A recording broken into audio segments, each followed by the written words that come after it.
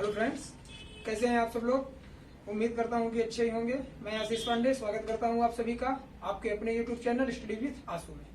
कल का जो चैप्टर था उसमें हम लोगों ने कटिबंध और वायुदाब के बारे में बात की थी, पवन के बारे में बात की थी। और वो पवन वायुमंडल का लास्ट चैप्टर था, जो कि अब वायुमंडल पूरी तरह से हम लोगों ने कवर कर लिया है। जो लोगों ने वीडियो ना देखा हो उसकी लिंक डिस्क्रिप्शन में दी गई, आप लोग वीडियो देख सकते हैं।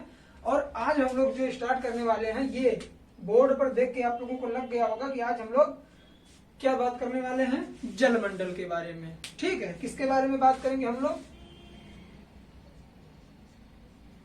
जलमंडल।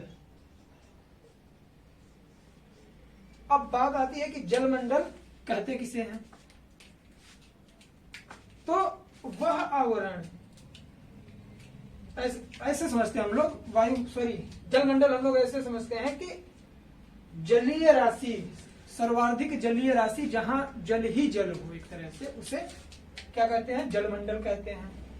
मैंने पहले ही बताया था आप लोगों को कि जलमंडल, वायुमंडल, स्थल मंडल, 3 मंडलों में मिलकर अपना वर्ल्ड विभाजित है। और जिसमें से एक मंडल ऐसा है जहां तीनों पाए जाते हैं, 1 2 3। एक जल है, स्थल है, वायुमंडल। तो यहाँ पर जो स्थिति होती है जहां तीनों मिलते हैं, इसे जलमंडल कहते हैं। ठीक है, तो अत्यधिक जल राशियां जहां पर होती हैं उसे जलमंडल कहते हैं। जलमंडल के तहत हमारे क्या आते हैं, महासागर, सागर, सारी चीजें आती हैं। तो आइए हम लोग सबसे पहले देखेंगे कि हमारी जो पृथ्वी है इसमें 71% जल है और 29% स्थल है। 71% जल राशि है और 29% क्या है, आपका स्थल मंडल है। और जो 71% आपकी जल राशि है, इसमें से 97% क्या है, आपका लवणीय जल है, जो महासागरों में पाया जाता है। इसे ध्यान से देखिएगा, क्वेश्चन बनता है यहां से। 97% लवणीय जल है और 2.5% आपका मृदु जल है। मृदु जल बोले तो पीने योग्य पानी।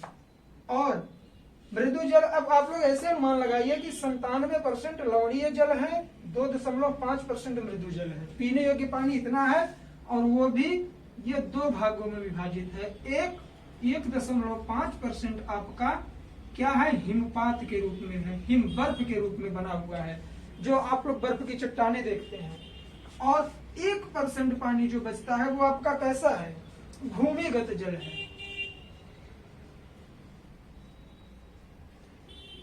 या भौमिक जल है।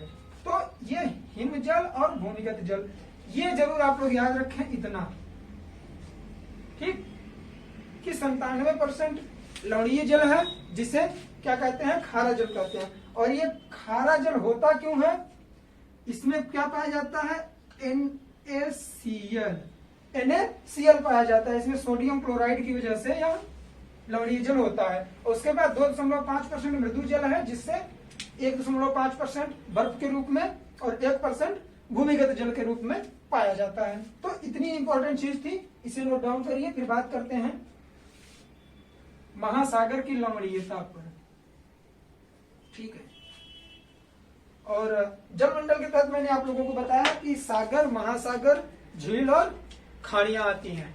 तो इसमें हम लोग पहले एक एग्जांपल के तौर पे देख लें कि महासागर किसे कहते हैं। जल का विस्तृत समूह, मतलब जल का विस्तृत भाग महासागर कहलाता है। और सागर ऐसा होता है, जैसे ये देखिए मेडिटेरियन सी है, भूमध्य सागर कैसा है, 3 तरफ से स्थल से घिरा, एक तरफ से महाजल राशि से जुड़ा है, उसे क्या कहते हैं हम लोग, वो सागर कहते हैं। इसी तरह से आपका क्या होता है, खाड़ियां होती हैं, जैसे बंगाल की खाड़ी हो गई आपकी, यहाँ मैक्सिको की खाड़ी हो गई आपकी, ये अरबियन हो गई आपकी, मन्नार की खाड़ी हो गई। तो ये क्या है, खाड़ी ऐसा जल है जो स्थल भाग में घुसा हुआ होता है, एक तरह से जगह, खुद ही जगह बना के एक तरह से स्थल भाग में प्रवेश कर गया, उसे हम लोग खाड़ी कहते हैं। तो ये मोटी मोटी चीजें आप लोग याद रखिएगा, ठीक है। इसके बाद हम लोग बात करेंगे कितने महासागर हैं, महासागरों की विशेषता क्या है जल मंडल के अंतर्गत, ठीक। तो आइए अब हम लोग क्या देखेंगे, कि महासागर की लवणीयता हम लोग देखेंगे। महासागर की जो औसत लवणीयता है, सॉरी ये लघु अंडमान गलती से लिखा, इसे मत देखिएगा आप लोग। देखिए औसत पूछता है ये महासागरों की औसत लवणता, महासागरों की औसत लवणता कितनी है आप लोगों की? 35। कितनी? 35% प्रति 100 प्रति 1000 ग्राम पर। 1000 ग्राम पर 35 ग्राम लवणीय जल पाया जाता है। इससे आप लोग, मैं तो कहूंगा संजीवनी की तरह इसे याद रखिए। जैसे संजीवनी होती है ना, कि कहते थे कि लक्ष्मण को जब शक्ति लगी थी तो संजीवनी से वो जीवित हो गए थे। तो अगर आप लोग महासागर के बारे में पढ़ रहे हैं तो इसकी औसत लवणता आप लोग जरूर याद रखिएगा कि 35 प्रति 1000 ग्राम है। कहीं कहीं आप लोगों को दे देगा 35 प्रति 100 ग्राम ऑप्शन में, 35 प्रति 10,000 ग्राम। तो आप लोग कंफ्यूज मत होइएगा, सिर्फ 30 लगाने हैं बस, 1000। ठीक, कि 35% प्रति 1000 ग्राम पर औसत लवणता महासागर की पाई जाती है। और इसके अलावा हम लोग देखेंगे कि सबसे ज्यादा लवणीय जल कहाँ का है, ये भी पूछता है।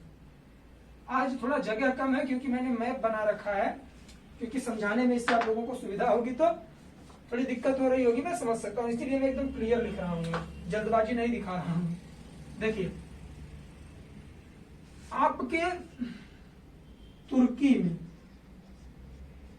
तुर्की में वान झील है, तुर्की में वान झील है। इसकी जो औसत लवणता है 330% प्रति 1000 ग्राम। विश्व में सबसे ज्यादा लवणीय जल कहाँ पाया जाता है? तुर्की की वान झील में पाया जाता है। कहाँ पाया जाता है? तुर्की में। देखिए महासागर की, पूरे महासागरों की औसत लवणता क्या है? 35 प्रति 1000 ग्राम की 1000 ग्राम पानी में 35 ग्राम क्या होगा? लवणीय जल। ठीक, और उसके बाद देखेंगे कि विश्व में सबसे ज्यादा लवणीय जल कहाँ पाया जाता है? सबसे ज्यादा लवणीय जल कहाँ पाया जाता है? वान झील, तुर्की में 330%। ठीक, प्रति 1000 ग्राम।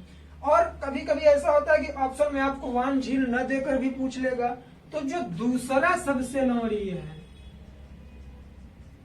विश्व का दूसरा सबसे ज्यादा लवणीय, दूसरा सबसे ज्यादा लवणीय जल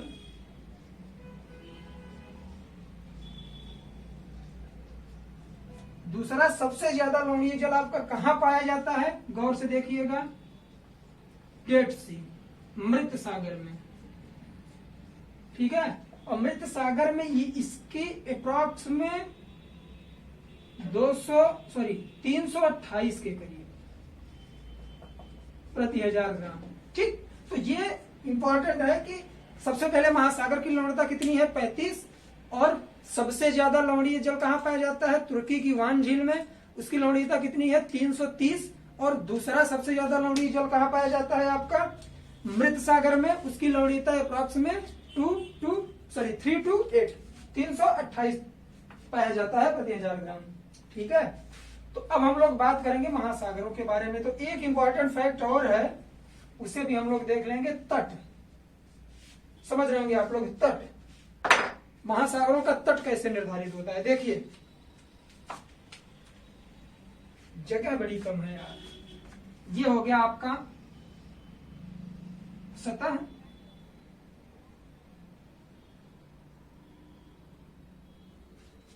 ये महासागर है आपका। ठीक है, ये महासागर, और ये भाग आपका स्थल भाग है, जहां से महासागर शुरू हुआ है। तो जहां से शुरुआत हुई है महासागर की, ये जो जगह है, इसे हम लोग बोलते हैं मग्न तट। और ये जहां ऐसे करके महासागर का ढाल बनता है, इसे क्या बोलते हैं? मग्न ढाल बोलते हैं। ठीक है, छोटा लिख रहा हूं, दिख रहा होगा, इसलिए मैं तेजी से बोल रहा हूं चीजें। और ये जब महासागर बीच में जाके क्या होता है? समतल हो जाता है, तो इसे बोलते हैं सागरीय मैदान। ठीक। और जहां सबसे ज्यादा गहराई होती है महासागर की, जहां सबसे ज्यादा गहराई होती है उसे गर्त बोलते हैं। तो 4 चीजें हैं महासागर से जुड़ी हुई। कहाँ क्या बोला जाता है, मग्न तट के बारे में पूछ लेगा तो जहां पर स्थल से महासागर की शुरुआत होती है उसे मग्न तट बोलते हैं, और जहां उसमें ढाल पाया जाता है उसे मग्न ढाल बोलते हैं। और महासागर आगे चल के बीच में मैदानी रूप धारण कर लेता है अंदर, तो उसे महासागरी या सागरी मैदान बोलते हैं। और जो इसका सबसे गहरा स्थल है उसे गर्त बोलते हैं। और विश्व का सबसे गहरा गर्त कौन सा है आपका, अभी मैं बताऊंगा आपको। पैसिफिक सी में पड़ता है, प्रशांत महासागर में मेरियाना गर्त। कौन सा, मेरियाना गर्त। आइए अब हम लोग महासागरों के बारे में बात करेंगे। उम्मीद करता हूं इतनी छोटी छोटी चीजें जो बहुत इंपॉर्टेंट थी आप लोगों के समझ में बिल्कुल आ गई होंगी। अब इसलिए मैंने ये बेस बताया क्योंकि जब मैं महासागरों के बारे में बात करूंगा तो काफी चीजें इसकी रिपीट होंगी। तो आप लोगों से गुजारिश है कि वीडियो में लास्ट तक बने रहिए, दोस्तों में शेयर करिए, सबको बताइए कि फ्री क्लासेज चल रही हैं, बहुत इंपॉर्टेंट क्लासेज हैं। आप लोग रिस्पांस अच्छा दे रहे हैं, उसके लिए धन्यवाद। आइए एक चीज हम लोग बात करेंगे, क्या होता है, यहां से शुरू करेंगे। आप जानते हैं कि वैसे कई किताबों में आप लोगों को मिलता है कि जो महासागर होते हैं 5 संख्या बताई जाती है, लेकिन इंपॉर्टेंट तौर पर ये जो आपकी स्थिति है यहां पर, यहां अंटार्कटिका की, तो इसे कहीं कहीं क्या बोला जाता है, महासागर का नाम दे दिया जाता है क्योंकि यहां बर्फ से ढका हुआ है। लेकिन एक तरह से इसे देखा जाए तो ये चट्टान के रूप में है, इसका 98% जो भाग है वो बर्फ से ढका हुआ है। तो इसे एक तरह से महादेश की संज्ञा दी जाती है। जैसे आपकी ये 2, 4, 5, 6 महादेश हैं, 7वां महादेश आपका कौन सा है, अंटार्कटिका। तो इसके बारे में हम लोग बात नहीं करने वाले हैं। तो एक तरह से सिर्फ 5 महासागर हैं आपके। कौन कौन से हैं देखिए,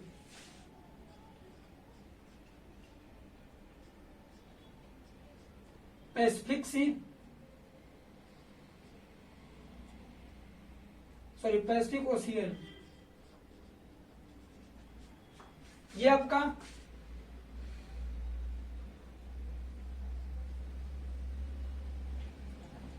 हिंद महासागर,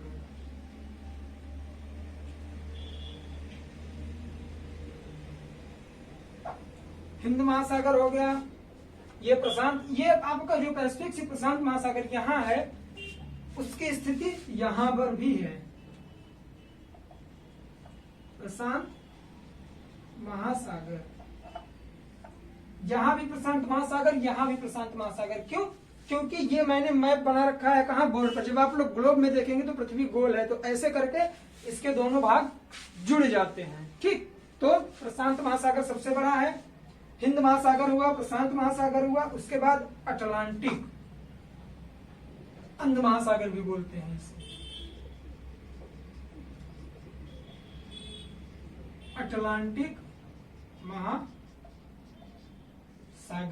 3 हो गए, और एक आपका उत्तरी ध्रुव पर पड़ता है आर्कटिक सागर।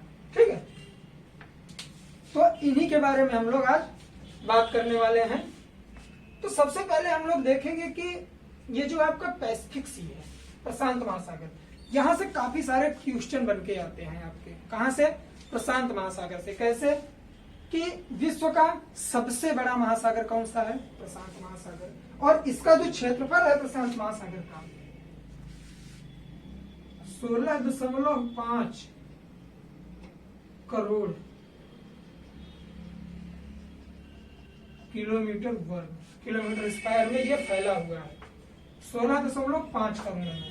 ठीक है, और इसकी जो विशेषता है वो क्या है, इसे द्वीपों का भी महासागर कहते हैं। इसमें अत्यधिक द्वीप पाए जाते हैं। कहा, प्रशांत महासागर में द्वीपों की संख्या बहुत ज्यादा पाई जाती है। ठीक है, और उसके बाद एक विशेषता इसकी और है, विश्व का सबसे गहरा गर्त। विश्व का सबसे गहरा गर्त, जो मैंने आप लोगों से बात की, मेरियाना गर्त।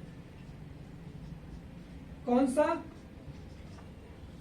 मेरियाना गर्त, जिसकी टोटल गहराई समुद्र सतह से 11,022 मीटर है। अब आप लोगों को आश्चर्य लगा होगा, क्यों? क्योंकि हमारा जो सबसे सर्वोच्च शिखर है 8,848 मीटर ही है। क्या? Mount Everest. तो अनुमान लगाइए कि इसकी गहराई महासागर के अंदर 11,022 मीटर है। एक तरह से अगर पूरे एवरेस्ट पर्वत को इस गर्त में डाल दिया जाए, बस अनुमान लगाइए कि अगर पूरे एवरेस्ट पर्वत को इस मेरियाना गर्त में डाल दिया जाए जो प्रशांत महासागर में है, तो फिर भी उसके ऊपर 2,000 मीटर। अब सोचिए आप लोग कि 2 किलोमीटर ऊंचा पानी होगा। सोचिए कितनी बड़ी बात है, कितना गहरा है ये, कि 11,022 मीटर इसकी गहराई है। और हमारे पृथ्वी पर जो सबसे ऊंचा शिखर है, पर्वत शिखर, कितना है वो आपका? 8,848 के करीब ही तो है। एक तरह से देखें तो 9,000 मीटर। तो कभी कभी ऐसा होता है कि क्वेश्चन बन जाता है कि पृथ्वी पर सर्वोच्च शिखर से लेकर सबसे गहरे गर्त की लंबाई टोटल कितनी है पृथ्वी की सतह से। तो आप लोग ऐसे देखेंगे, यह पृथ्वी का सतह हो गया, ये 11 किलोमीटर, ठीक है, 11,022 मीटर है तो 11 किलोमीटर, ये 9। कैसे 9 मान रहे हैं? 8,848 मतलब एक तरह से 9 किलोमीटर के करीब। 1,000 का 1 किलोमीटर होता है ना, तो अगर 8,000 है तो 8 किलोमीटर, और 900 है, 800 है, तो 1 किलोमीटर और मान लेते हैं। तो टोटल कितना हो जाएगा?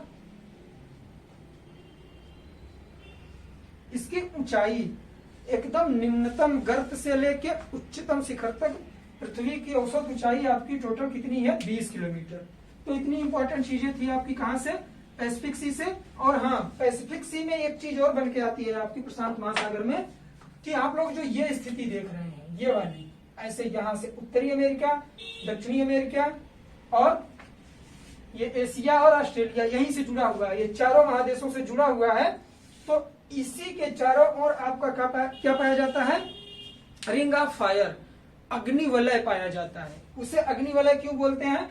जब आप लोगों को ज्वालामुखी और भूकंप वाला चैप्टर हम पढ़ा रहे थे, तो उसमें बताए थे आप लोगों को, ये अग्निवलय, यहाँ ज्वालामुखी और भूकंप बहुत ज्यादा आते हैं, क्योंकि यहाँ काफी सारी प्लेटें हैं, वो गति करती हैं। और आप लोगों को पता है कि विग्नर महोदय के प्लेट विवर्तनिकी सिद्धांत की वजह से भूकंप और ज्वालामुखी की स्थितियां बनती हैं। तो ये अग्निवलय से जुड़ा हुआ है। मेरियाना गर्त हो गया, द्वीप हो गया, इसका क्षेत्रफल हो गया। और एक क्वेश्चन पूछता है कि वो कौन सा ऐसा महादेश है जो इससे जुड़ा हुआ है। महादेश एक तरह से, महाद्वीप को महादेश बोलते हैं, कंफ्यूज मत होइएगा आप लोग। महाद्वीप आप लोग बोलते हैं, मैं महादेश इसलिए बोल रहा हूँ कि ये नया वर्ड आप लोगों को मिले। काफी लोग ऐसे होंगे जो महादेश आ गया पेपर में तो कर ही नहीं पाएंगे उसे, छोटे एग्जाम की बात कर रहा हूँ मैं। तो ये पूछ लेता है कि वो कौन सा ऐसे पूछ लेगा कि प्रशांत महासागर से कितने महादेश सटे हुए हैं, तो आप लोग बता देंगे Asia, Australia, North America, South America, उत्तर अमेरिका, दक्षिण अमेरिका, एशिया और ऑस्ट्रेलिया के बीच में स्थिति है किसकी? प्रशांत महासागर की। उसी में ऑप्शन में दे देगा अफ्रीका, लेकिन अफ्रीका नहीं लगता, यूरोप नहीं लगता। अब हो गई विश्व के सबसे बड़े महासागर की बात हो गई, कौन से? प्रशांत महासागर की। अब हम लोग बात करने वाले हैं दूसरे नंबर पे, कौन सा आता है? अटलांटिक महासागर। ठीक है, अटलांटिक महासागर की अगर आप लोग एक तरह से स्थिति देखेंगे तो यहां से लेके पूरी यहां तक हुई है। और इसका आकार कैसा है आप ही लोग गेस करिए। अब मैं इसे रफ कर दे रहा हूं क्योंकि यहाँ चीजें बताने वाला हूं। अटलांटिक महासागर की स्थिति ऐसे देखिए आप लोग, यह आकार की स्थिति बन रही है। तो इसका सबसे बड़ा परिचय यही है, क्वेश्चन पूछता है एग्जाम में, वह कौन सा महासागर है जिसका आकार अंग्रेजी के एस अक्षर जैसा है? तो अटलांटिक महासागर। अटलांटिक महासागर की स्थिति कहाँ है? South America, Africa, Europe, north America से लगता है। ठीक, कहां से? South America, north America, Europe और अफ्रीका से लगता है आपका क्या? अटलांटिक महासागर। और अटलांटिक महासागर को उत्तरी अटलांटिक और दक्षिणी अटलांटिक में बांटा गया है। और इसकी एक और खास विशेषता जो है कि यहां एक कटक पाया जाता है। कटक मतलब पहाड़ियां छोटी छोटी जो कभी कभी सागर के ऊपर दिखती है, कभी नीचे। ये कटक ऐसा है कि यहाँ ज्वालामुखी और भूकंप की घटनाएं होती हैं ज्यादा से ज्यादा, क्योंकि यहाँ आपका कैरेबियन द्वीप है, वेस्ट इंडीज, और ये आपकी जो स्थिति है ये आपकी मैक्सिको की खाड़ी है। तो एग्जाम में पूछ लेता कि मैक्सिको की खाड़ी कौन से महासागर से लगती है? आपकी अटलांटिक महासागर से। और ये जो जल संधि है आपकी पनामा जल संधि है। तो ऐसे सारे क्वेश्चन हैं जो आप लोगों के बनते हैं यहाँ से। तो ये आपका हो गया कौन सा? अटलांटिक महासागर। अटलांटिक महासागर के फैक्ट आइए हम लोग देख लेते हैं। अटलांटिक महासागर का कुल क्षेत्रफल कितना है? तो 8.5 करोड़ किलोमीटर वर्ग इसका क्षेत्रफल है। किसका? अटलांटिक महासागर की बात हो रही है। ये जो स्थिति अटलांटिक महासागर की है, जगह न होने के कारण मैंने इसे साफ कर दिया। ठीक, अटलांटिक महासागर।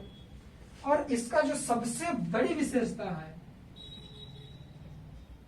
इसमें सारगैसो सागर पाया जाता है। सारगैसो सागर किसे कहते हैं? यह एक तरह से घास होती है, समुद्री घास होती है जो पानी में रहती है और इसकी स्थिति एक जगह नहीं होती, ये तैरता रहता है, इसलिए इसे सारगैसो सागर बोलते हैं। सारगैसो घास। तो अटलांटिक महासागर में ही इसकी स्थिति है। और अटलांटिक महासागर का सबसे बड़ा द्वीप, जो विश्व का सबसे बड़ा द्वीप है, कौन सा है? ये ग्रीनलैंड। कौन सा? ग्रीनलैंड। ग्रीनलैंड एक तरह से पठार भी है और द्वीप की श्रेणी में भी आता है। तो फिर से रिपीट कर दूं, अटलांटिक महासागर की जो स्थिति है वो Africa, south Africa, north America और यूरोप के बीच में है और इसे एस आकार का महासागर कहते हैं। और इसमें सबसे बड़ा द्वीप क्या है? ग्रीनलैंड है आपका, विश्व का जो सबसे बड़ा द्वीप है। इसका क्षेत्रफल 8.5 करोड़ किलोमीटर वर्ग है। और इसमें सारगैसो सागर पाया जाता है जो घास का सागर है। सारगैसो एक तरह से घास है। और इसमें एक कटक पाया जाता है जिस पर ज्वालामुखी की घटनाएं होती हैं, कीचड़ बनता है। कटक कौन से सागर में पाया जाता है? तो इतने सारे इंपॉर्टेंट फैक्ट थे आपके, कहां से? अटलांटिक महासागर से। अब तीसरा महासागर जो आपका बन के आता है वो आपका हिंद महासागर है। हिंद महासागर की सबसे बड़ी विशेषता यह है कि ये एक अकेला ऐसा महासागर है जिसका नाम किसी कंट्री के नाम पर रखा गया है। क्वेश्चन बनता है कि निम्न में से कौन सा ऐसा महासागर है जिसका नाम किसी देश के नाम पर रखा गया है? 4 आपको दे देगा ऑप्शन में, प्रशांत महासागर, अटलांटिक महासागर, आर्कटिक महासागर, हिंद महासागर। तो आप लोग टिक करेंगे हिंद महासागर। क्यों? क्योंकि ये इंडिया के नाम पर, हिंदुस्तान के नाम पर हिंद महासागर इसका नाम रखा गया है। क्यों? क्योंकि इंडिया की स्थिति आप लोग देखें, जो प्रायद्वीपीय भारत, ये अपना इंडिया है, आप लोग पहचान रहे होंगे, ये श्रीलंका है। ये इसकी पूरी स्थिति हमारी जो प्रायद्वीपीय भारत है हिंद महासागर से लगती है, इस वजह से इसे हिंद महासागर कहा जाता है। एक देश के नाम पर इसी महासागर का नाम रखा गया है। और इसमें विशेषताएं क्या है आपके हिंद महासागर में? इसका जो वो है क्षेत्रफल, टोटल फैलाव या विस्तार जो बोलते हैं, कितने में है? 7.3 करोड़ वर्ग किलोमीटर में इसका विस्तार है। ठीक है, इसका विस्तार कितने में है? 7.3 करोड़ वर्ग किलोमीटर, मतलब कि तीसरे नंबर का महासागर है। और इसका 8 है, इसका 16। ये जरूर याद रखिएगा आप लोग। ठीक है, और इसके बाद इसकी जो एक और विशेषता है कि इसका जो सबसे बड़ा द्वीप है ये है मेडागास्कर। ठीक है, ये मेडागास्कर अफ्रीका के नीचे पाया जाता है। सॉरी, मैंने आप लोगों को ये नहीं बताया कि इसका विस्तार कहां से कहां तक है। देखिए, इधर में क्या है? एशिया महाद्वीप, अफ्रीका महाद्वीप और ऑस्ट्रेलिया के बीच में इसकी स्थिति पाई जाती है। इधर ये जो नीचे आप लोग देख रहे होंगे, ये सिंगापुर आपका हो गया, इंडोनेशिया हो गया, तो यहाँ ताइवान हो गया। ये साउथ चाइना सी की स्थिति है और ये अरब सागर की स्थिति है।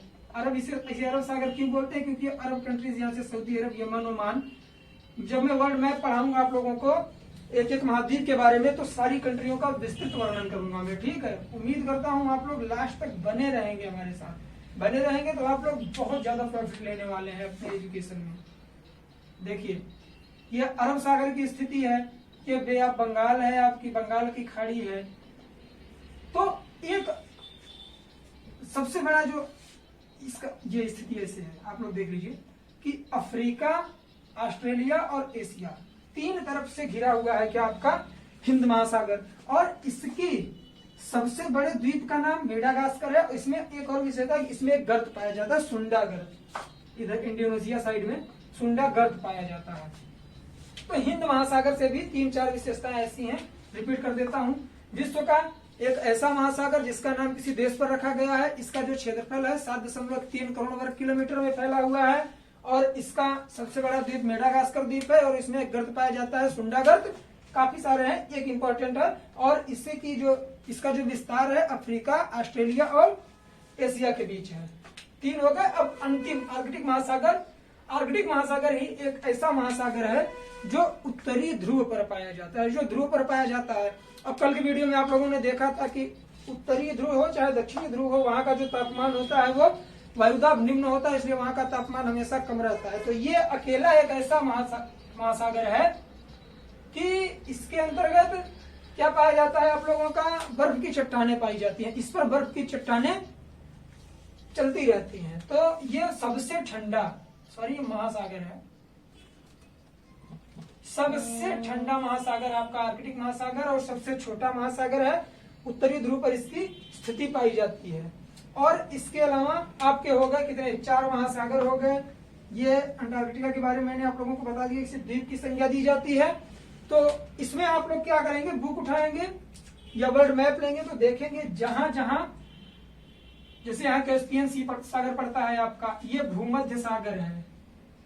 ठीक है, भूमध्य सागर है। यहाँ काला सागर, ये काला सागर, यहाँ डेथ सागर, मृत सागर पड़ता है। और आपका ये बाल्टिक सागर हो गया। यहाँ इंग्लैंड की स्थिति है, आपका ये ग्रीनलैंड है, ये आइसलैंड है। जब आप लोग एक बार पढ़ने की कोशिश करेंगे तो उम्मीद करता हूं कि सारी चीजें क्लियर हो जाएंगी। और महासागर से रिलेटेड और क्या नाम से जलमंडल से रिलेटेड जितने सारे फैक्ट बनते थे, जहां से क्वेश्चन बनते हैं, मैंने आप लोगों को आज बता दिया है। तो बचा क्या आप लोगों का सागर, झील के बारे में मैंने बात की ही है। तो सागर वगैरह आप लोग अपने से पढ़ लेंगे, बाकी यहाँ से एमसीक्यू बना के सॉल्व करेंगे तो चीजें बेहतर तरीके से समझ में आएगी। तो उम्मीद करता हूँ आज का वीडियो अच्छा लगा होगा। आज के लिए बस इतना ही, अब इजाजत दीजिए। जय हिंद, जय भारत, बाय बाय। ख्याल रखिए आप लोग अपना। ठीक।